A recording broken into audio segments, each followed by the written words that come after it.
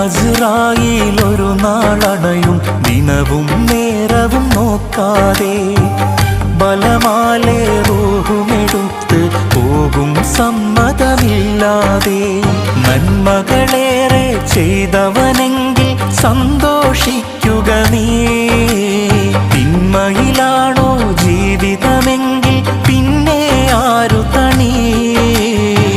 സക്കറാത്തുൽ മൗത്തിൻ നേരം പുഞ്ചിരി തൂകേണ്ടേ, സുഖലോക സ്വർഗം കൽവിൽ കണ്ട് മരിക്കേണ്ടേ.